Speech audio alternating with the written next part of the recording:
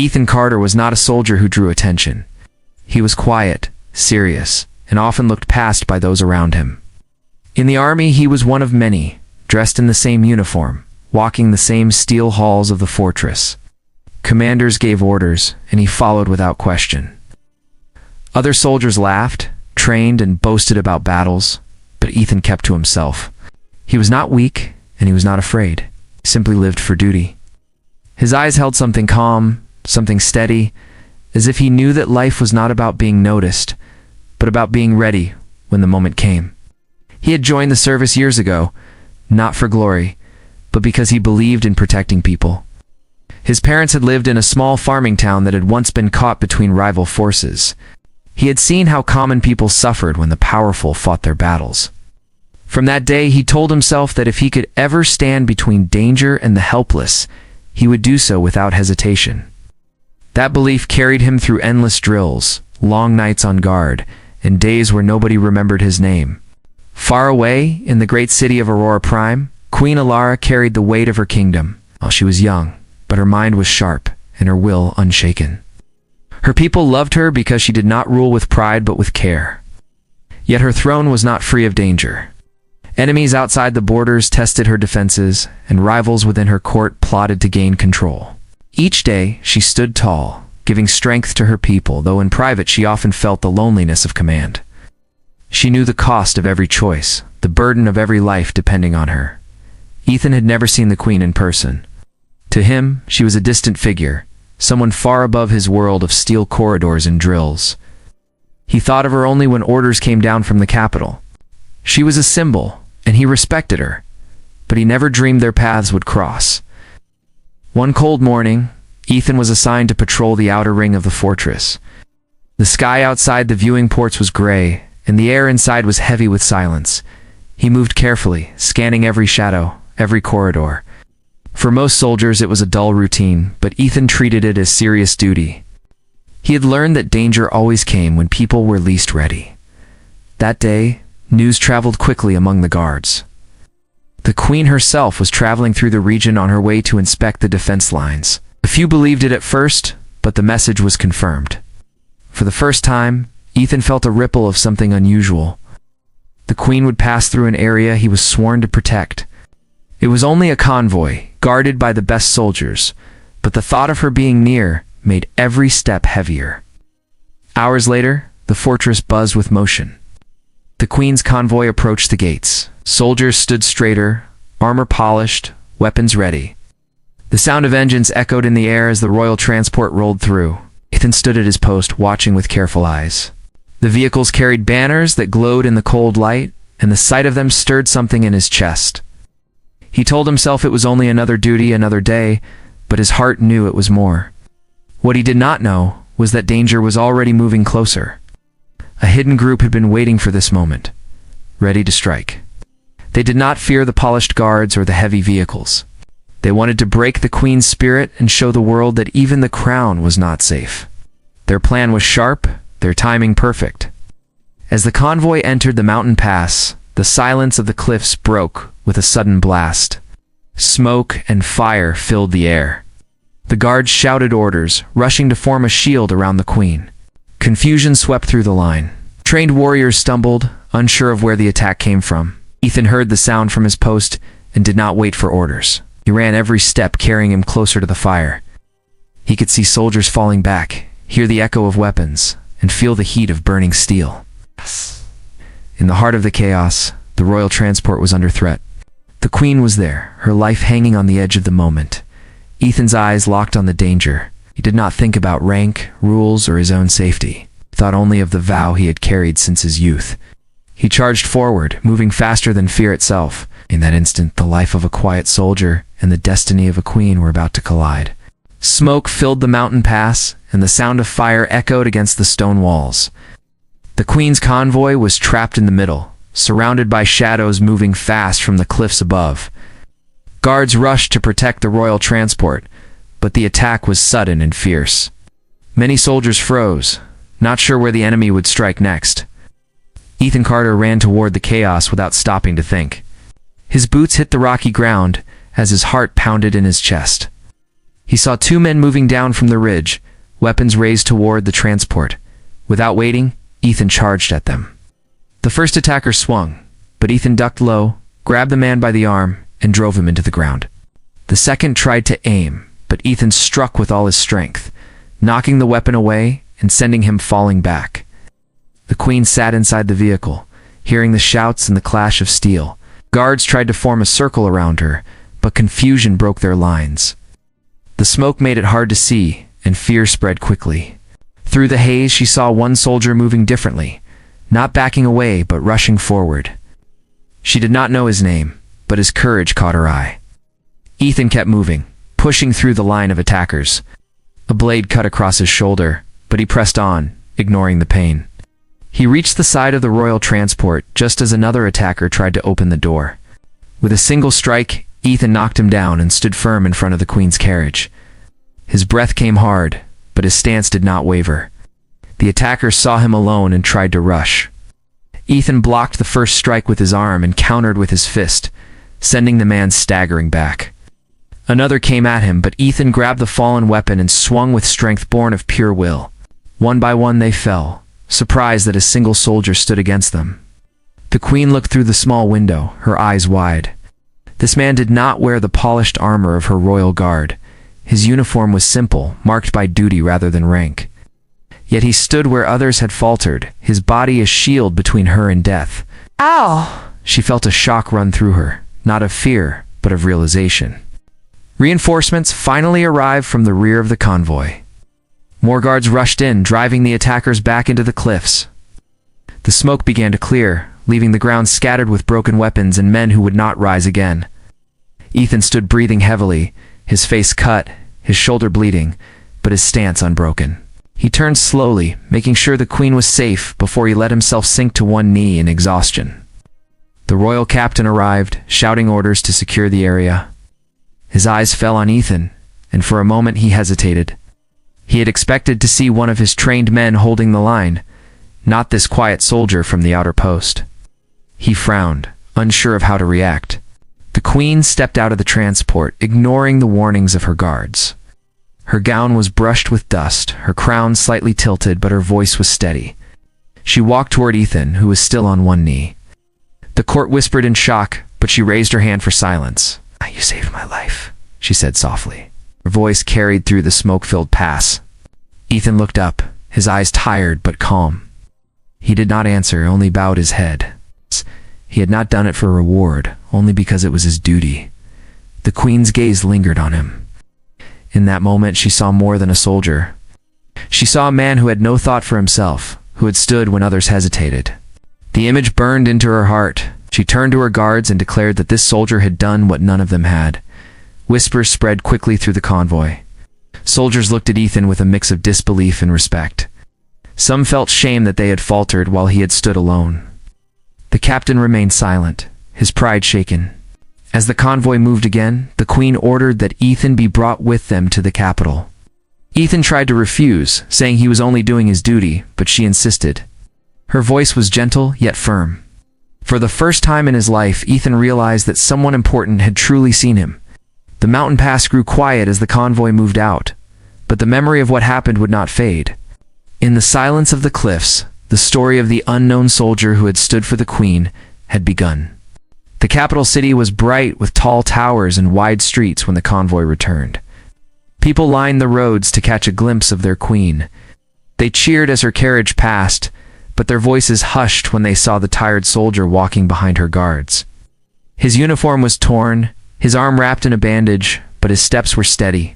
Nobody knew his name, yet whispers spread that this was the man who had saved the Queen in the mountains. Ethan Carter had never seen such a city before. The lights, the crowds, the music in the air, all felt far away from the quiet patrols he once walked. He kept his head low, not wanting the attention. He had only done what he believed was right, yet everywhere he looked, eyes followed him. Some stared with respect, others with suspicion. At the palace, the Queen ordered that Ethan be brought to the grand hall. The room was filled with nobles, officers, and courtiers dressed in fine clothes. They watched as the doors opened, and the soldier was led inside. Many of them whispered, wondering why this common man had been summoned. Queen Alara stood at the front, her crown gleaming under the light. She looked at Ethan and her voice carried through the hall. She told the court how one soldier had stood when others faltered, how he had shielded her with his own body, and how his courage had turned the tide of the attack. Her words struck the nobles like thunder. It was not their generals or decorated warriors she praised, but a soldier of no rank. Ethan bowed his head, did not speak, for he had no desire for praise. But the court murmured in disbelief. Some of the nobles frowned, their pride wounded. How could the queen honor a man of such low station? They whispered that it was a mistake, that the queen's judgment had been clouded by emotion. The captain of the guard stepped forward and tried to take credit, saying his men had secured the pass. But the queen silenced him with a single look. She declared that titles and rank meant little if a soldier lacked courage. She spoke of honor, sacrifice, and the duty to protect the crown, and she pointed to Ethan as the proof of those words. The court was shocked. For the first time in memory, the queen had raised her voice in defense of a soldier without name or station. Some bowed in agreement, but others clenched their teeth in quiet anger. They feared what it would mean if such a man gained her trust. After the hall was dismissed, the queen asked Ethan to remain. She spoke to him not as a ruler to a soldier, but as a woman who wanted to understand the heart of the man who had saved her life. She asked why he had risked everything when others had held back. Ethan answered simply, said he could not stand by while danger threatened the people he had sworn to protect, and that her life was worth more than his own. The queen was silent for a moment. She had heard many speeches from commanders, filled with pride and empty promises. Ethan's words were plain, but they carried a weight no courtier's voice ever had. She realized his strength was not in power or position, but in the purity of his heart. Days passed and the queen kept Ethan close, asking for his counsel when matters of defense were discussed. Many were surprised that she listened to him. Ethan spoke with care, never with ambition. He did not seek to command, only to give honest thought. His presence unsettled the nobles, but the common people began to speak of him with admiration. Yet not everyone welcomed this change. Some in the palace grew jealous, whispering that the queen's trust in a soldier was dangerous. They feared he would rise too high, and their whispers soon turned into plans. In the dark corners of the palace, voices conspired to turn respect into suspicion. Ethan did not know of these whispers. He continued his duty with quiet strength, never thinking of power. But he could feel the stares on his back, the silence when he entered a room. He did not understand court games, but he understood danger. And he knew the queen had placed her trust in him, which meant he could not fail. The grand city shone under the light, but shadows moved within its walls. Ethan Carter, the soldier no one had noticed before, was now the man everyone watched. The queen had seen his worth, and that single choice had shaken the court. The story that began in the mountains was far from over. The palace looked beautiful under the sunlight, but behind the bright walls, there were hearts filled with jealousy and anger. The queen had chosen to place her trust in a soldier without title, and that choice unsettled the nobles. They whispered among themselves in long halls and dark corners, saying that Ethan Carter did not belong beside the queen. Some feared his honesty because it exposed their greed. Others simply hated the idea that a man of no rank had gained the queen's respect. For days the court grew restless. The queen continued to call Ethan to her council. I asked his thoughts when generals argued, and she listened when he spoke plainly. He never tried to outshine others. He only said what he believed would protect the people. Yet every time his words carried weight, resentment deepened in those who had long enjoyed power without challenge. One evening, a group of nobles met in secret chambers lit by small lamps. Their voices were sharp and filled with bitterness. They claimed Ethan had tricked the queen with false loyalty. They said he was dangerous, that if she kept him close, he would one day control her throne. They agreed to spread lies, to make others believe that the soldier who saved her life now wanted to steal her crown. Soon whispers filled the palace. Servants carried rumors, guards repeated them, and courtiers gave them shape. They said Ethan had ambitions he dared not show. They said his bravery at the mountain pass was only a plan to earn the queen's trust. These lies spread like smoke, poisoning minds before truth could be spoken. Ethan heard the change in the air. He noticed the way men avoided his eyes in the corridors, the way silence fell when he entered a room. He felt the weight of suspicion, though he had done nothing wrong. At first he ignored it, thinking his duty would be enough. But the voices grew louder, and soon even those he had trained beside looked at him with doubt. The Queen noticed the change as well. She saw how the court looked at Ethan, how even her captain shifted uneasily. She asked him if the whispers troubled him. He only bowed his head and said that lies could not touch the truth. She admired his strength, but she also knew that lies had power, and that power could destroy even the innocent. The tension reached its height when a second plot was formed against the crown. A group of traitors within the court planned to seize the throne. They knew they had to remove Ethan first, for as long as he stood near the Queen, their schemes would fail. They waited for the right moment and struck with cunning precision. One night, guards stormed into Ethan's quarters. They dragged him before the court, accusing him of treason. They claimed to have letters written in his hand, letters that spoke of seizing power. The hall filled with gasps and angry voices. Ethan stood in chains, silent and calm. He did not beg for mercy, nor did he waste words in defense. His eyes only looked toward the Queen. The Queen's heart was torn. She knew Ethan's loyalty, yet the evidence before her was painted carefully to deceive. Her court pressed her to act, demanding punishment. They told her that her safety depended on removing him. For a moment, the hall held its breath, waiting for her judgment. Before she could speak, the traitors struck. They revealed their true intent, turning their blades not on Ethan, but on the throne itself. Chaos broke through the grand hall. Shouts filled the air, and steel clashed in the Queen's presence. It was then that Ethan showed his true strength. In the midst of his chains, he broke free, his body moving with pure will. He fought with bare hands at first, striking down those who threatened the Queen. Blood ran across the marble floor, yet he stood unyielding, shielding her once again. His courage burned brighter than the lies that had trapped him. When the fight ended, the traitors lay defeated. The truth was clear to all who had doubted. The soldier they had accused of treason had risked everything to save the crown once more. The hall fell silent, and shame touched the faces of those who had spread false words. Ethan stood battered and bleeding, but his eyes held no anger. He bowed before the Queen, ready to face whatever came next. She looked at him with pride, her voice steady as she declared that he had proven his loyalty beyond all doubt. The court was shaken, and the balance of power had changed. The soldier who once walked unseen through the fortress now stood at the center of history. The days after the battle in the Grand Hall were filled with silence and unease. The traitors had been removed, their plans shattered, but the court was left shaken. Many had believed the lies spoken about Ethan Carter. Many had doubted his loyalty. Yet he had stood against chains, against swords, and against death itself to protect the Queen. His courage could no longer be denied. Ethan did not ask for reward. He returned to his post with quiet steps, carrying the weight of wounds that still marked his body. He moved through the palace as if nothing had changed, though he felt the eyes of everyone upon him. Some looked with shame, others with respect. But Ethan cared for neither. His heart carried only one truth, that he had done his duty. The Queen, however, could not let the moment pass. She had seen the court fall into lies and treachery. She had seen Ethan stand firm like a shield of iron. She knew her people needed more than whispered rumors.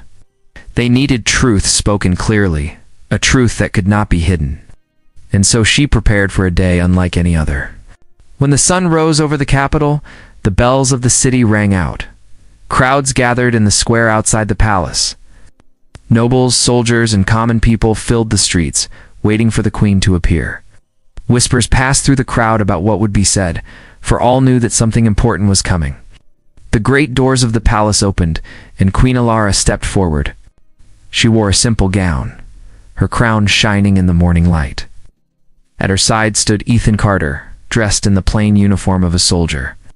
His face bore scars, and his stance was steady. The people gasped to see him standing beside their queen. For never before had a soldier of no name been brought before them in such a place. The Queen raised her hand, and silence fell. Her voice carried across the square, strong and clear. She spoke of the attack in the mountain pass, of the ambush that might have ended her life. She told them of a soldier who had stood alone when others faltered, who had faced danger without thought for himself. She told them of the lies that had been spread, the chains that had bound him, and how, even then, he had risen to protect the crown. She turned and looked at Ethan. The people followed her gaze. She declared that true honor was not found in titles or in riches, but in the heart that placed others above itself. She said Ethan Carter was proof of that truth. The court had doubted him, but he had shown the strength of loyalty that no rumor could break. The crowd listened in silence, their eyes fixed on the soldier. They saw not a man of high birth, not a decorated general, but one of their own. Then came the moment that shook the kingdom. Before all who gathered, the queen placed her hand upon Ethan's shoulder and named him not only her protector, but a symbol of courage for the whole land. She did not give him the highest rank, nor shower him with riches. Instead, she gave him something greater. The square erupted with voices. Some shouted in joy, others in disbelief. But the truth was clear. The queen had chosen to honor a man the world had overlooked, and by doing so, she had reminded all of what true strength meant. Ethan bowed low, his heart steady. He felt no pride, only gratitude that his life had meaning beyond himself. He looked up at the queen, and in her eyes he saw not just a ruler, but someone who believed in him when no one else had. That day was remembered for generations. Songs were sung of the soldier who saved the queen, of the man who rose from silence to stand as a beacon of loyalty. Children spoke his name with wonder, and elders told his story by firelight. He had not sought greatness, yet greatness had found him. And so the soldier who once walked in the shadows became the light that guided his people. His story lived on, not as a tale of power, but as a story of the human heart and the bond between a queen and the soldier who had never given up.